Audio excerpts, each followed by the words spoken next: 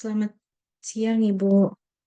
Di sini saya akan melakukan presentasi tugas, yaitu tugas topologi jaringan.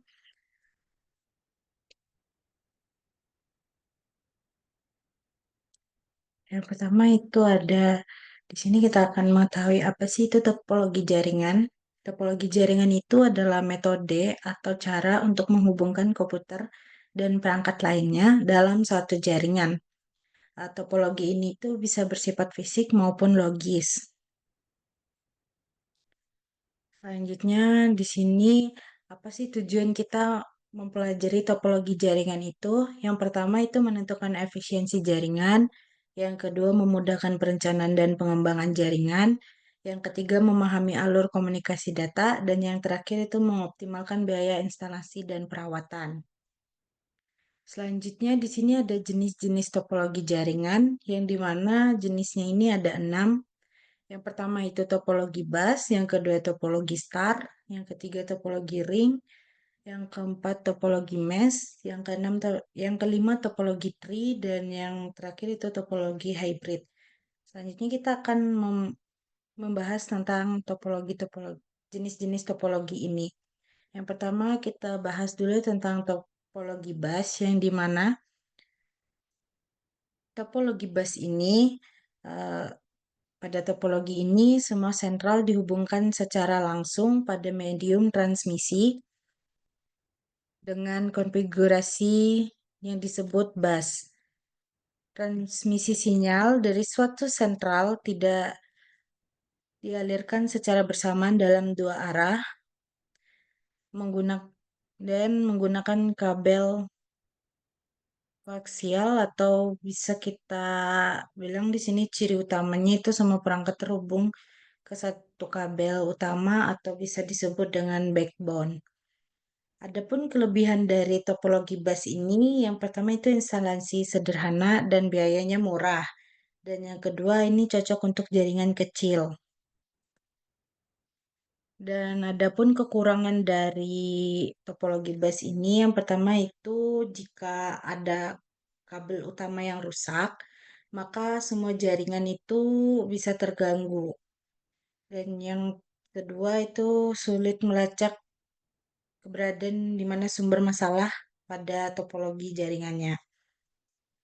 Selanjutnya itu ada topologi star, yang dimana di sini ciri utamanya itu semua perangkat terhubung ke satu perangkat pusat seperti hub atau switch.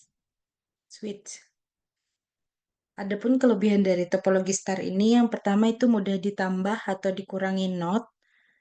Yang kedua itu gangguan pada satu kabel tidak mempengaruhi perangkat lain. Jadi topologi star ini jika ada bermasalah pada satu kabel itu tidak seperti topologi bus tadi. Dan kekurangannya, jika hub atau switch itu rusak, maka seluruh jaringannya mati. Berbeda dengan topologi bus tadi, kalau topologi bus itu hanya kabel yang mempengaruhi, tetapi kalau topologi star ini, jika hub atau switchnya yang rusak, maka semua jaringan akan mati. Dan topologi star ini juga membutuhkan banyak kabel.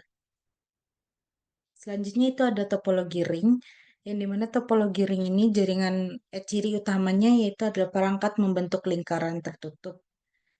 Data dikirim satu arah atau bisa dua arah. Kelebihannya itu yang pertama setiap perangkat punya peran dalam pengiriman data, yang kedua performa stabil saat lalu lintas jaringan ringan. Sedangkan kekurangan dari topologi ring ini itu adalah jika satu node gagal, jaringan bisa lumpuh kecuali kita memakai dual ring.